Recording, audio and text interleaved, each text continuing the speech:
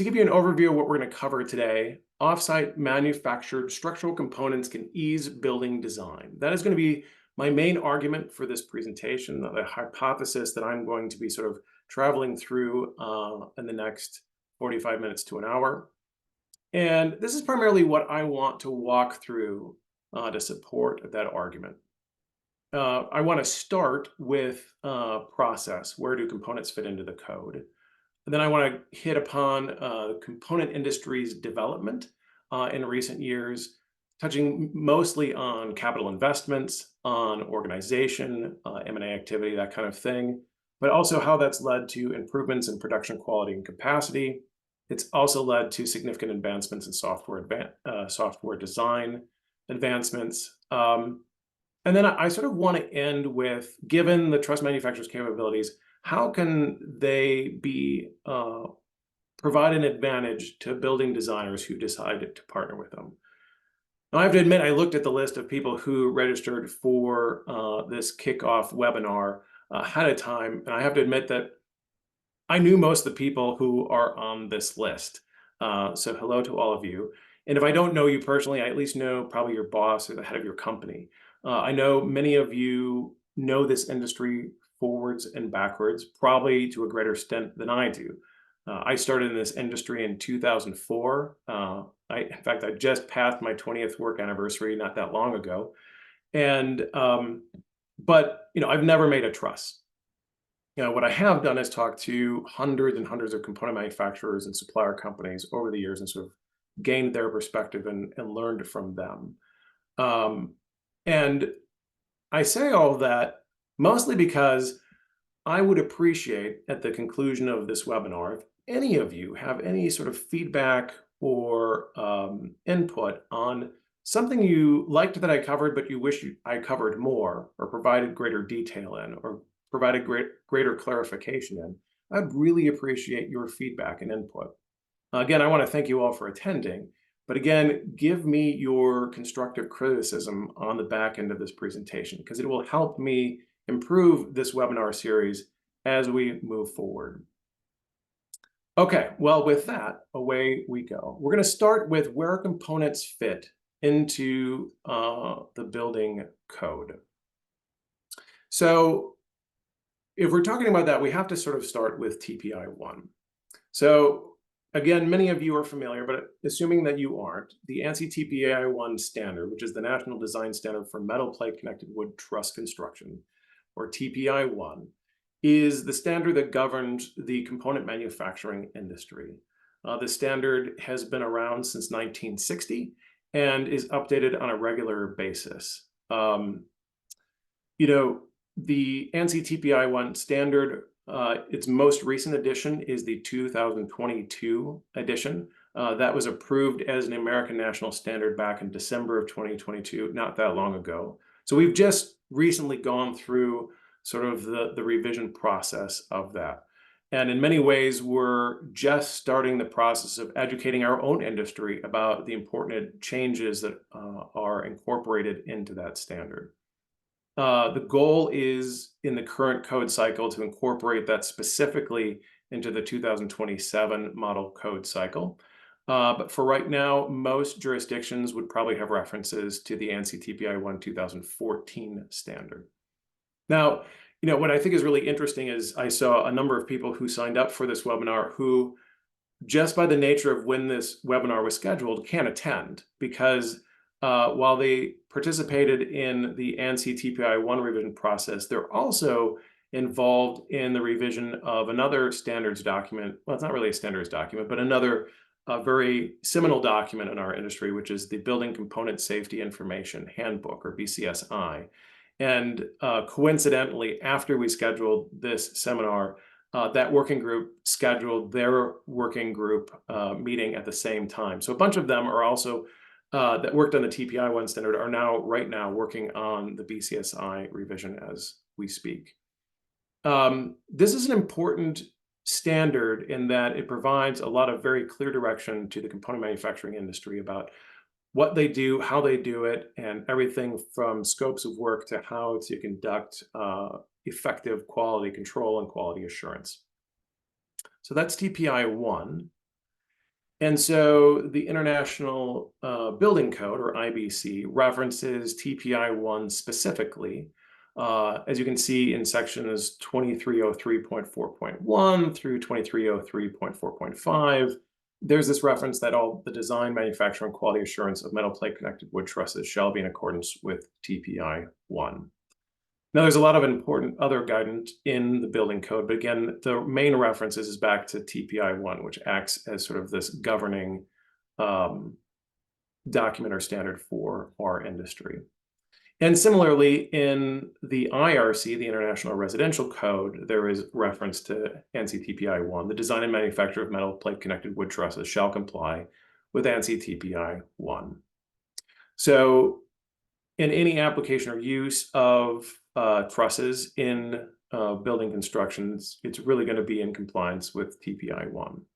And one of the things I want to focus on, because we're focusing again on the building design community, is Chapter 2. Chapter 2 of TPI-1 defines the requirements and responsibilities of the owner, the contractor, the building designer, the truss manufacturer, and the truss designer. Basically, all the major players when it comes to the design of a building. And specifically, I want to focus on 3 of those definitions: that for the building designer, that for the truss manufacturer, and then for the truss designer.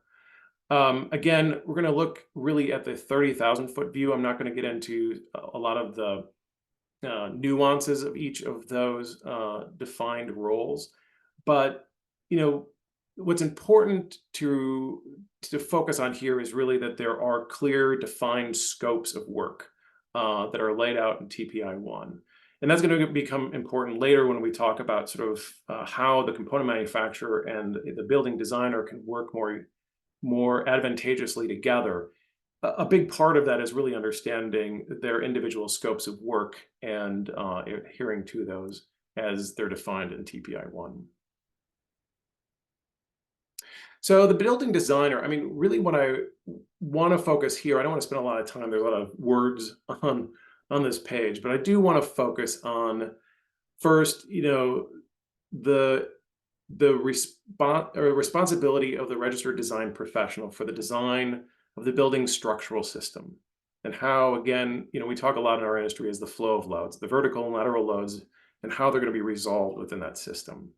So that's the scope of work for the building designer, right? They really need to know where do all those loads go to, and what are the loads, quantifying those. The building designer then also needs to provide some specific information to the component manufacturer, whether it's spans, loading information, all that kind of thing. Because the truss manufacturer, as we'll talk about here briefly, needs to have all that information clearly laid out in order for them to do their jobs and to fulfill their scope of work. Now, TPI-1 doesn't specifically go into, well, whether it's under the IBC or IRC, but it does say essentially for structures that require a registered design professional, which is typically the IBC, but under the IRC in certain circumstances.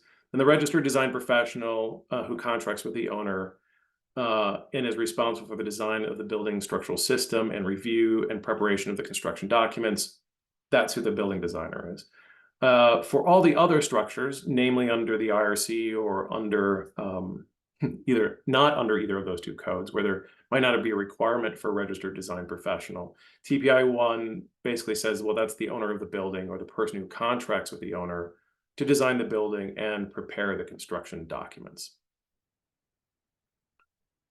So then what's the scope of work for the truss manufacturer? Well, I mean, the truss manufacturer is responsible for reviewing the contract documents, of course, and they provide design parameters to the truss designer. Now, design parameters is an interesting term. Again, I'm going to stick at the 30,000-foot view and not get into all the nuances, but typically things that are included in that are local building code requirements that the truss manufacturer, of course, working in those jurisdictions is aware of, and they apply those codes to the design software, the proprietary design software that they use to design the individual truss elements. that may also include things like limitations on raw material inputs. They may, whether it's species, grades, and sizes of the lumber that they choose to stock as a manufacturing facility. It may also be the sizes of the metal connector plates that they use and have in stock. They may also set parameters within the design software um, that have to do with the particular fabrication equipment they use, whether that limits the overall length or height of a single component. Um, you know, what's interesting about the component manufacturing industry, and again, I've never made a truss, but I've talked to hundreds and hundreds of component manufacturers across the US and walked through probably about close to 100 truss plants, is that every single one of them kind of puts out the same product, but they all do it in a very different way. And most of that is due to local building practices. It may have to do with land constraints that the component manufacturer has, or the constraints of the building that they are using if they bought a pre-existing building. Sometimes it's capital investments in the production equipment they have. Sometimes it's the labor challenges they have. They can do one thing, or they prefer to do one thing, but they don't do another thing. There are lots of different factors that influence some of these parameters that a truss manufacturer may put in to the design software. Another thing that I want to draw attention to is I highlighted three terms on this slide. There's the truss placement diagram, which we're going to talk a little bit more in depth in just a minute. There's the truss design drawings. And then there's this differentiation between the truss designer and the truss technician. And I'll get into this in the next slide, but it should be noted that most of the work that the truss manufacturer completes on designing individual trusses is done by a truss technician. And that's an individual who is really familiar with the proprietary design software that the truss manufacturer owns and knows how to input the data from the building designer into the design software and use that design software very efficiently to design the individual elements. But it's important to differentiate that a truss technician is not always and not usually a truss designer or a registered design professional. And I'll clarify that here as we talk about the truss designer. So the truss designer is responsible for the design of individual truss members and then to prepare the truss design drawings. And then typically, if they're required to by a jurisdiction, they'll sign and seal each one of those individual truss designs. They are different from a truss technician in that, in most cases, the truss designer may not work directly for the truss manufacturer. For component manufacturers who do a lot of multifamily and light commercial work, they may have one or more truss designers on staff. But in a lot of cases, truss manufacturers use a third party to act as the truss designer. And that truss designer is typically either an employee of the truss software company or metal connector plate software or connector plate manufacturer, or they're an independent registered design professional who would typically work directly with component manufacturers and are very familiar with that product. But again, then the truss designer then produces and reviews these individual truss designs. So then there is the truss submittal package. So the truss submittal package is prepared that usually includes all of those individual truss designs, and it also includes the truss placement diagram. And I referenced this a little bit earlier, that the truss manufacturer produces this truss placement diagram. There's a lot of consternation around the truss placement diagram, or I should at least say confusion in the industry about what this document is. Having been someone who's been in the industry for 20 years and worked a lot on the advocacy and legislative side of things, I can tell you that we've had a lot of discussions and legislative battles around whether or not these truss placement diagrams are an engineering document. Our industry's stance on this is that they are not an engineering document. The truss placement diagram is a document that is created by the truss manufacturer to show approximate location of the individual truss elements. And that's something that is reviewed by the building designer. It's mostly, though, as an aid for installers of, where do these individual trusses go when they're delivered to the job site.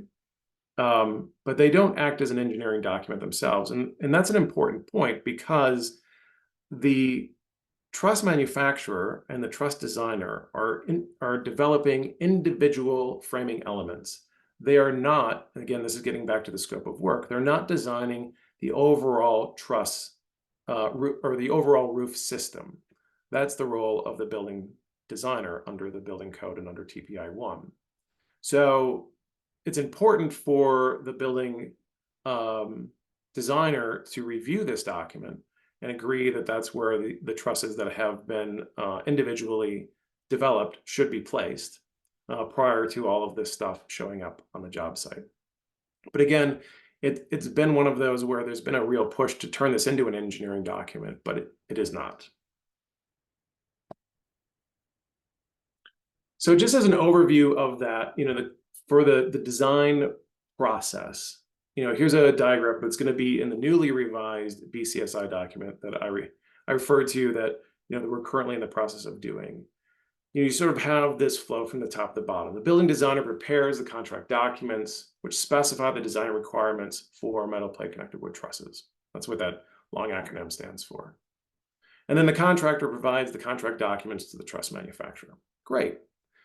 Truss manufacturer reviews the contract documents and provides the design criteria and requirements to the truss designer. And this should also say a lot of times through the software, they provide it to the truss technician who does the initial work.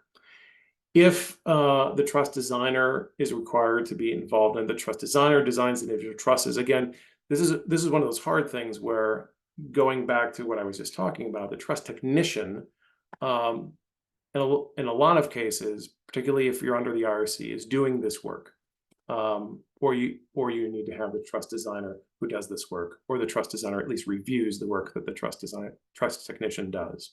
But they design the individual trusses, prepare the truss design drawings using the specifications provided by the truss manufacturer, again, getting back to all those design requirements, and returns the drawings and manufacturing specifications to the truss manufacturer. Then that truss manufacturer then creates the truss submittal package that includes the truss design drawings and the truss placement diagram, which again is not an engineering document, and then sends that submittal to the contractor or the building designer for review. And then that's reviewed and then forwarded. And then finally, the building designer reviews the truss submittal package and ensures compatibility with the building design as they designed it. This is how it should work perfectly, right? But as we all know, it doesn't quite work that way in practice. But before I get into how that doesn't quite work that way and how we can improve that process and how the component manufacturer and the building designer can really benefit from working closer together to ensure they get closer to this model, I want to shift focus really quickly and briefly talk about where the component manufacturing industry is, because it's hard for me to transition directly to, well, this is how the component manufacturer can help you if you don't really know where the manufacturing industry is at this time. So if you'll indulge me, I'm going to spend a little bit of time talking about that.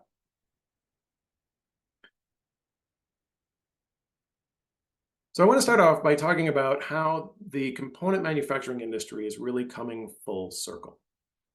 And I say that because the truss industry started in the 1950s with the invention of the metal connector plate. And it was really a methodology that was embraced first by lumber yards, which makes a lot of sense because they were the primary entity. There weren't component manufacturing operations, obviously. And so there were these lumber yards who were providing all of the sticks that were being used to frame all the houses. And so they were the most logical early adopter of this technology of using the connector plate to more quickly assemble roofs in the United States. And, the challenge there was you had plenty of lumber yards who adopted this new methodology, but learned quickly that this required a different business model than just selling straight up lumber, because suddenly they're having to deal with manufacturing overhead, capital investment. They're having to deal with a totally differently trained workforce. They were having to sell the product very differently. They were having to overcome um, a lot of resistance from building inspectors and home builders across the country. So suddenly they were selling a product that was very different from the sticks that they had been traditionally offering, and so ran into a lot of headaches in the early years. And I think as a result of that, when you look through sort of the industry's history and sort of where the component manufacturing industry was in the 60s and 70s, most of those lumber yards ended up spinning off their manufacturing operations to sort of independent or autonomous component manufacturing operations. And for most of this industry's history, it has really been dominated by these independent manufacturers who would supply product not only directly to or through the lumber yards, but they would also sell directly to home builders or contractors or framers. Uh, Even today, that sort of legacy exists. There are very different models across the US about how a component manufacturer will get their product to the job site. Some of them are selling, again, to the framer in the field. That's a turnkey operation. Some of them are selling to the builder, so they're selling direct. Some of them are selling through what's called a two-step process through a different lumber yard who does not own a component manufacturing operation. What is really interesting is while that was sort of the main mode of how component manufacturing was done and brought to market, this independent model, during the housing boom, a lot of the lumber and building material dealers in the US had a really hard time sourcing trusses. And I'm talking back in like the early 2000s. And so there were several LBMs that started opening their own truss fabrication operations at that time. And so you started to see a little bit of creep back into the original model. That became accelerated through the housing bust as many component manufacturing operations who had basically one business model saw their prospects dry up very quickly. A lot of them shuttered their doors. And so they sold off their equipment, their operations, their name, you have it, to LBMs who were more diversified and could weather the storm or had more capital on hand than the independent component manufacturer. And coming out of the downturn, that model has really accelerated for two reasons. One is LBMs continue to have more access to capital. And you also had a lot of mergers and acquisition activity during the late 2000s into most of the later 2000 teens into the 2020s. We're still seeing some of that activity happen now, although it has definitely slowed down off of the peak that we experienced probably starting about 10 years ago. So with that M&A activity and that consolidation that's occurred, then there's been more opportunities for outside investment, which has both spurred more M&A activity, but has also spurred a lot more investment in research and development into how to make these processes more and more efficient, both on the manufacturing side, but also on the design side. And now we have come back to a place where a significant amount of capacity of manufacturing in the US is controlled by some very large lumber and building material dealers. So, for just to give you an instance, when you look at sort of the trends that have occurred over the last 10 years, you have like Builders First Source to Serve at the top with 120 plus manufacturing plants across the US. The US LBM has more than 50 manufacturing facilities. 84 Lumber has more than 20. UFP Industries has more than 20. Carter Lumber has more than 10. Stark Truss has more than 10. Menards has more than 10. NVR has more than 10.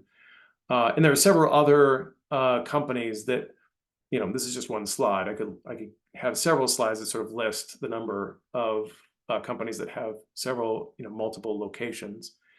And what this doesn't even really give you a sense for is the size of a component manufacturing operation varies wildly. Um, so even though Menards only has 10, for example, some of their plants can be quite large. Stark Truss is another example of that. And so, just the number of plants doesn't directly correspond to overall production capacity, but it does give you a sense that there are a number of large companies really heavily invested into producing components in the manufacturing facility and delivering them to the job site.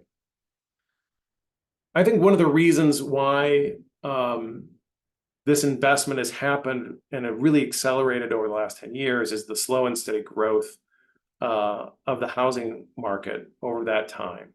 It really attracted outside investment because it saw a steady return. I think that also allowed most manufacturers to gear up slowly and methodically and with purpose, um, both from the perspective of growing an individual manufacturing uh, plant's capacity, but also figuring out where they're going to expand to, what markets they're going to focus on, and really plan for that, and then have a good return on that initial plan, and then plan for future further growth. Um, all that investment has also really led to a push for modernization of the production process. And so it's really been just in the last few years that we've seen significant advancements in mechanization and even automation of the fabrication process for truss manufacturers. And we are nowhere near sort of the auto industry by any means. A lot of times when we talk about robotics and all that kind of thing, people immediately jump to the most advanced production process in the world, beside maybe microchips. And that's probably a little unfair of a comparison to make. But the point here is that we have really seen a lot of advancements in fabrication equipment, which lends itself directly to quick advancements in efficiency, both in material use and time use and labor use in the manufacturing facility. Ultimately, all of that advancement is going to have further impacts on lowering cost and making this construction methodology cheaper for builders and framers and whoever else the final customer is. So, when we talk about advancements in production quality and capacity, because I think we have to talk about both of those sort of in the same breath when we talk about the improvements in component manufacturing operations. Because as automation has increased, as mechanization has increased, it has also increased the ability for all of these products to be more accurate and for their quality then to go up. And it also increases their ability to put out more components or more product in a given time period. Again, they aren't limited by sort of the labor constraint. So whether this is in automated material handling, it's in linear saws, it's in automated jigging systems, laser guided systems for plate placement, automated nail bridges, robotics. There's a lot of things that have gone on and been developed just in recent years that have we really begun to see a transformation in what the manufacturing space looks like. So of course, I can't resist showing robots just because we can.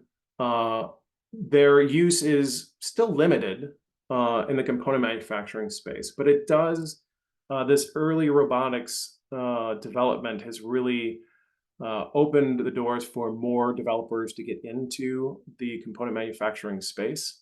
And we've certainly seen that happen over just the last few years.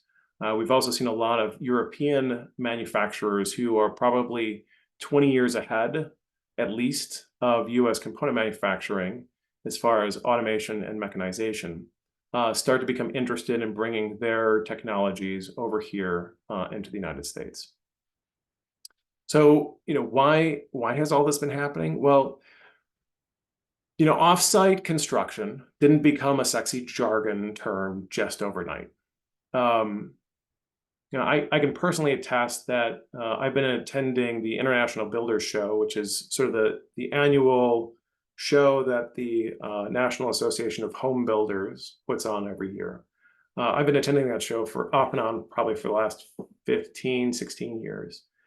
And what was really interesting is coming out of the downturn, I'll pick like 2012, just for the heck of it.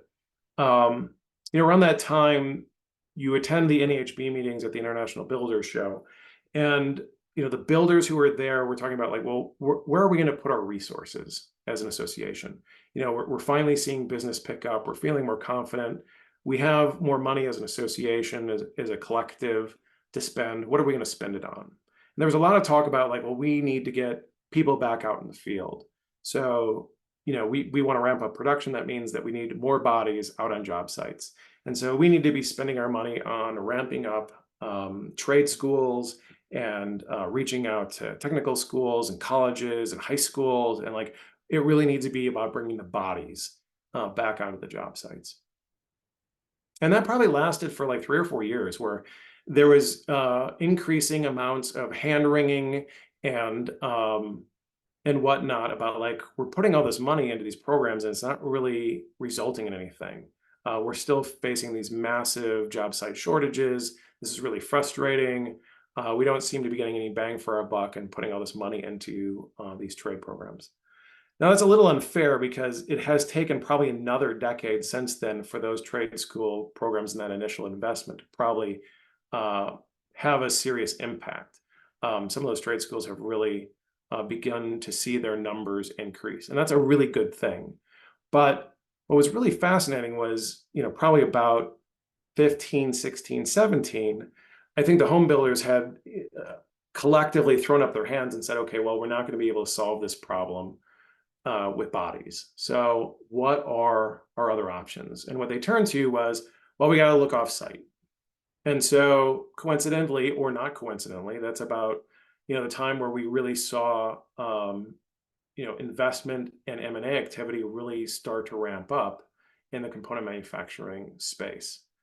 Probably beyond the labor shortage, just not enough bodies. There's also this issue of the bodies they are getting on the job site are lacking training. They're lacking the skills necessary to do some of that traditional stick framing. They also just don't have the experience. And you lay on top of all of that this issue that we sort of have this growing litigious and regulatory environment where maintaining sort of unsafe job site conditions is too costly to turn a blind eye towards. So all that stuff is sort of lending itself towards shifting more of the labor to offsite manufacturing facilities. And the one thing I just want to draw attention to on this slide is just this chart. This is from last year's NEHB survey of home builders, asking them, what are some of the biggest challenges you're facing? And when you look for builders, some of the biggest labor shortages that they're facing are carpenters and framing crews. So when it comes to seeking sort of offsite solutions, the component manufacturing industry really is primed to provide a good solution there. Another cool robot video. Another reason why there is this shift towards the component manufacturing industry's offsite construction solution is that builders and developers are really looking for greater certainty.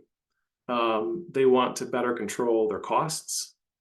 They want to compress their construction cycle times and turn land around for profit, to purchase more lots to develop.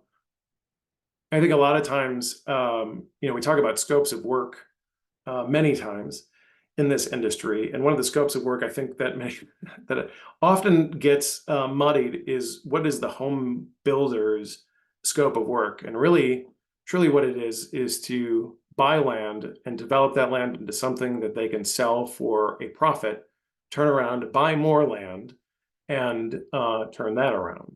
It isn't to build a house. The building of the house is really done for the rest of the process or the rest of the players in that space. It's not really the home builder's primary scope of work. I say that a little tongue in cheek because certainly every home builder feels differently. But certainly as home builders, also the home building industry also goes through a lot of mergers and acquisition activity and a lot of consolidation. That is becoming more and more the case. So again, they really are focused on controlling their costs. And component manufacturing and this offsite solution is a really effective way to do that. Uh, and really, again, I just want to point to the picture sort of on the left-hand side of like, beyond the roof trusses that, our industry typically started with, it's really moving more towards wall panelization and even floor panelization, where you incorporate floor trusses or I-joists into panelization in the manufacturing space and deliver them, install them in the field. One more cool robot video for you. Finally, I think builders and developers who are using our industry's offsite solutions typically don't go back to whatever method they were using previously, most of the time stick framing. As they incorporate roof trusses, wall panels, and floor trusses into projects, they find that these products allow their projects to be completed with less overall framing material, with fiber that's easier to source. This offsite solution also proves to be, with some training, easier to erect over time, and offers less disruption to their current construction processes than a lot of the other offsite solutions offer. And finally, it sort of offers the benefit of lowering project costs and reducing construction schedule lengths. You don't really have to take my word for it, but we've done a few apples to apples framing comparisons across the US. We're actually conducting one as I speak.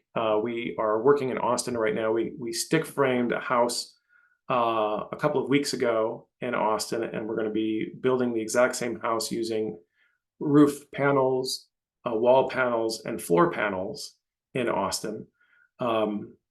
Many products that they don't use in Texas at all, to do another labor comparison. But generally what we found, again, looking at these three icons on the right, is that the same size framing crew using a fully componentized system can frame 2.5 houses in the same time it takes them to stick frame that house. And that typically that componentized system will use 25% less wood product and produce 30 times less job site waste. Just that last talking point of waste alone gets most builders' attention because of how expensive that is. Okay, so that's the component manufacturing industry in a nutshell and where it is at right now. I have two maps here that I want to show you that I think help illustrate how those benefits have translated our industry into a significant and expansive industry. This first map shows the roughly 1,300 manufacturing locations across the US. I'll let that map sink in for just a moment.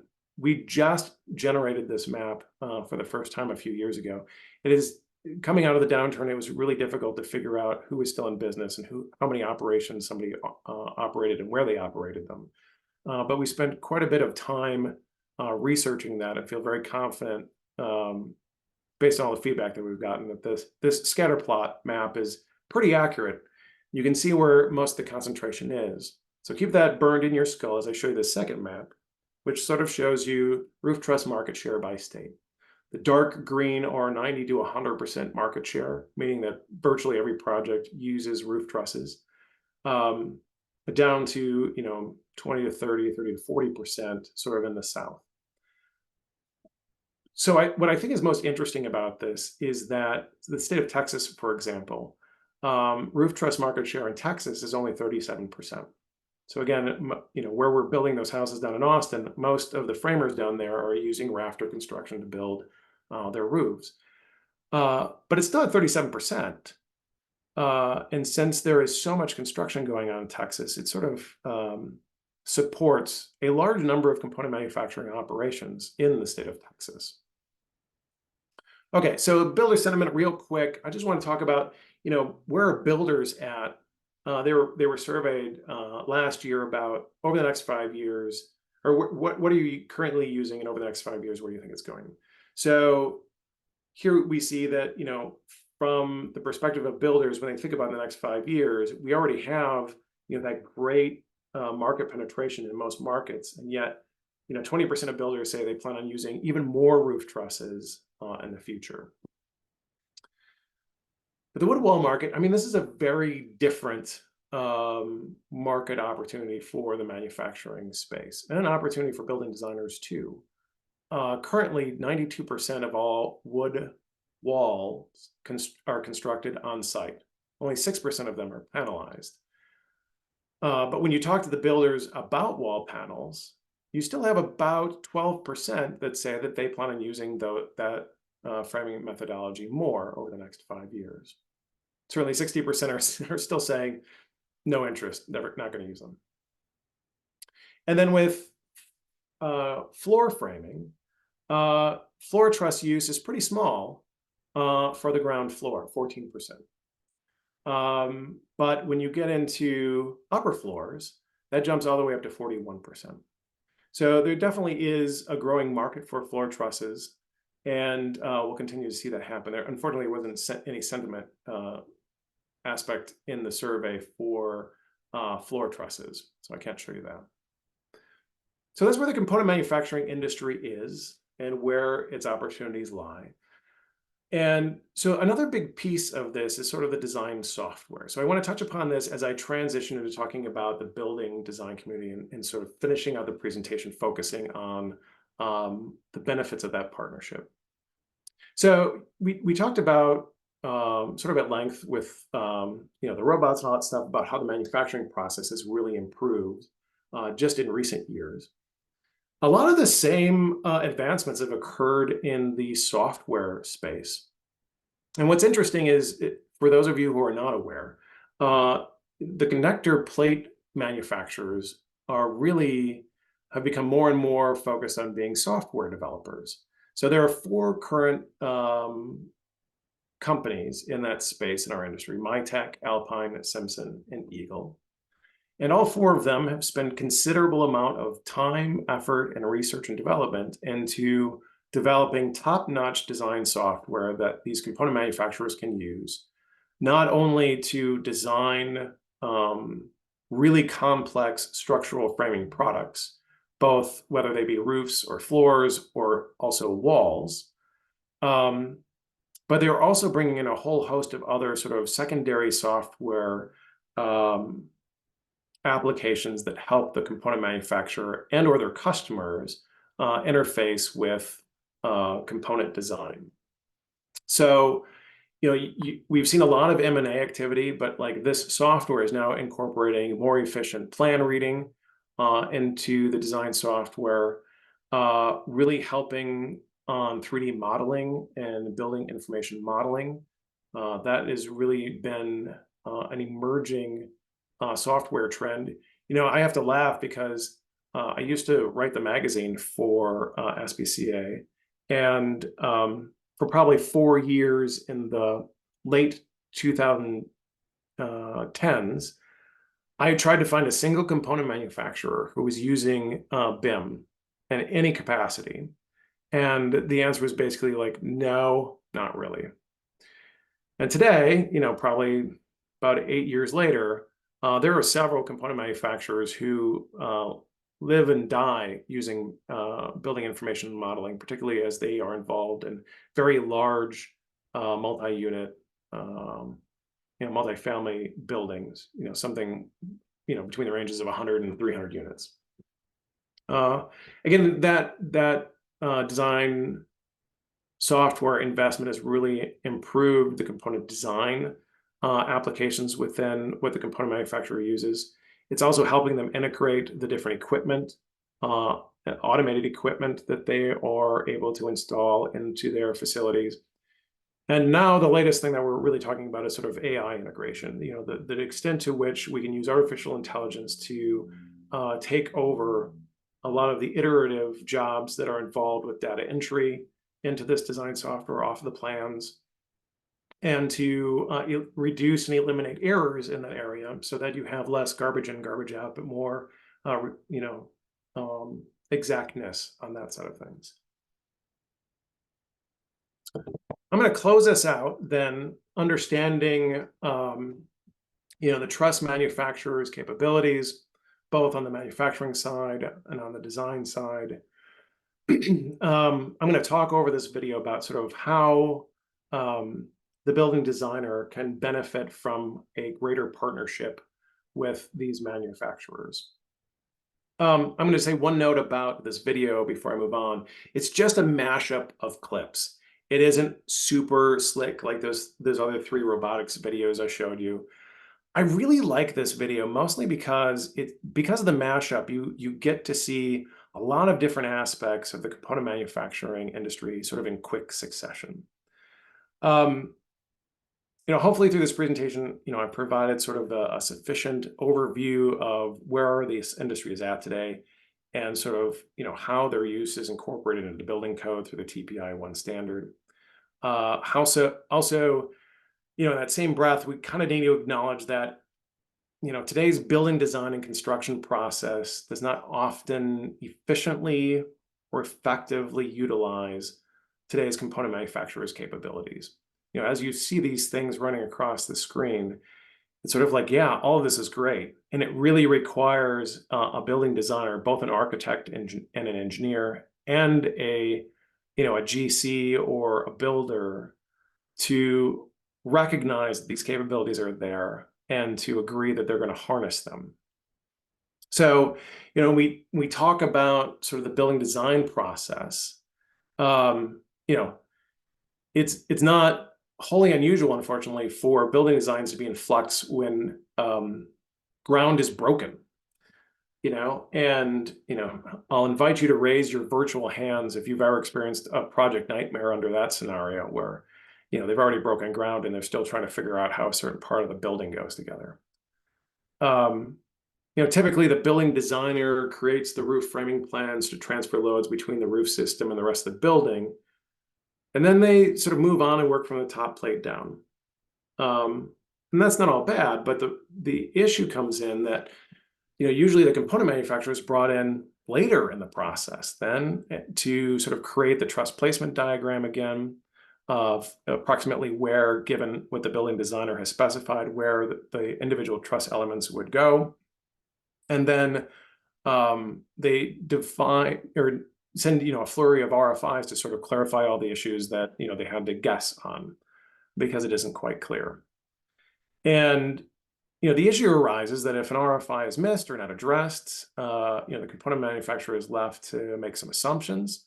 And that can lead to sometimes, for example, walls getting used as bearing locations that are intended for that purpose, or potentially a girder getting moved somewhere else to a different location that can create conflicts or problems with the MEP or some other part of the structure.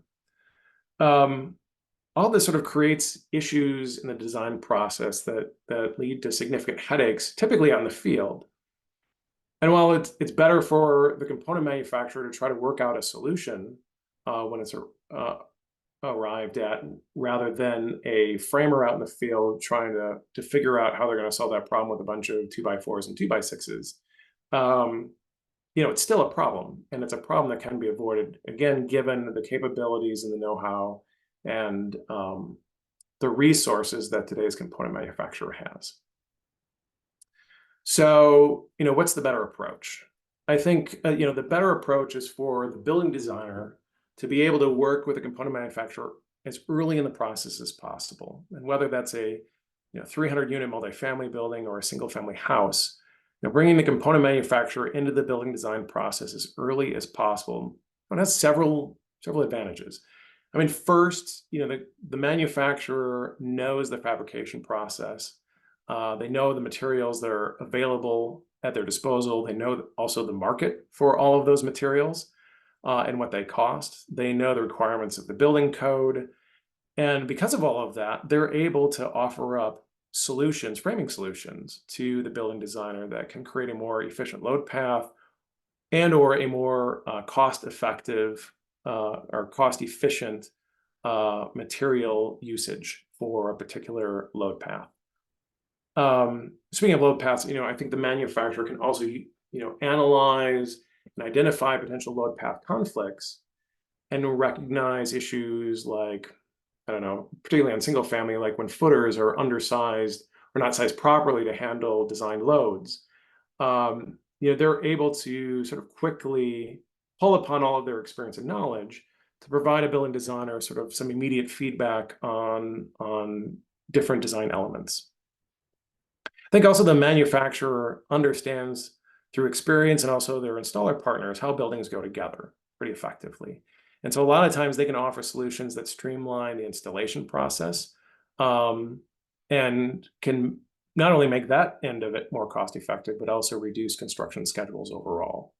Again, these are all things that sort of would help make the building designer look like a hero, right? When they're reducing cost, reducing material costs, reducing construction times, that kind of thing. And finally, I think the more upfront the building designer collaborates with the component manufacturer, the more they're eliminating this need for like the costly and time-consuming RFIs. I think just to pull in one other story, working with the National Framers Council, we've been working for the last year on trying to develop an RFI, a standardized RFI, because both the framers and component manufacturers recognize that a bad RFI leads to sort of either a lack of good information or just a real delay in projects. And so, while having a standardized RFI is great, reducing the need for that RFI is even better. So those are sort of 4 concrete ways that I think the building design community can really benefit from partnering with today's component manufacturing operations. Again, an industry that's really advanced quite significantly in just recent years. I'm going to conclude by just sort of revisiting sort of the high points that I hope everybody's sort of taking home from this presentation. One is, again, the TPI-1 standard, which is a consensus-based standard that's developed and reviewed every few years, governs the manufacture of, governs the entire manufacturing component industry, and again is code referenced for that fact, right? And because the industry has experienced sort of incredible growth just in recent years, there's a really good reason for the building design community to revisit their relationship with component manufacturers, because there's been significant investment in what component manufacturers can do, which has increased their capacity. But there's also a real need in the market by builders, contractors, owners, to really try to find efficiencies, and they're seeking these offsite solutions. And so, if a building official is proactive and starts really involving, the component manufacturers and projects earlier in the process, or pushing, the other parties involved to get the component manufacturer involved earlier and benefits from that, they're going to be on the forefront, as opposed to eventually when the industry is at a point where the builder or the framer is dictating that the component manufacturer is involved, but then the building designer isn't there in step with them. All right, that concludes the time that we have. Again, my name is Sean Shields. I'm the Director of Marketing at SPCA. I have to kind of laugh. I can open this up for questions, although with this webinar, it's a little hard. So you have to raise your virtual hand and then I can unmute you. But I put my email address on here for a very specific reason. Again, this is the first of a series of webinars that we are going to start putting out through SPCA that's focused on promoting the components industry to the building design community.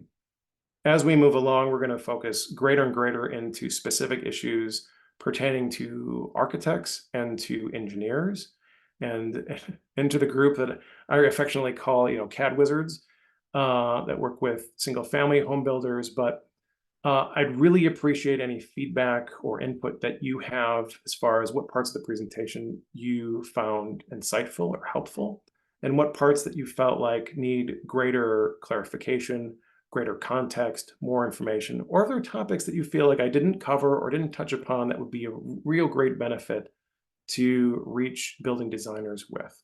And certainly, in all of my roles with SBCA, I really value building relationships and partnerships. So if you send an email out to me, I'll probably want to follow up more with, instead of an email, a phone conversation.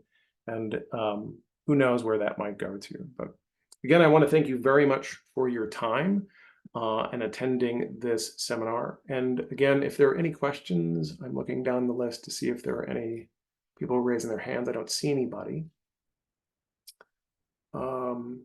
Oh wait, here's one. I did record this presentation, so yes, we can make the recording of this presentation available to people afterwards. So you'll probably get an email that'll have a link to the presentation, so you can watch it again later on and laugh at me. I'd appreciate that. With that, again, we'll conclude the presentation. Thank you very much for participating. And again, please send me any input that you might have. Have a good afternoon.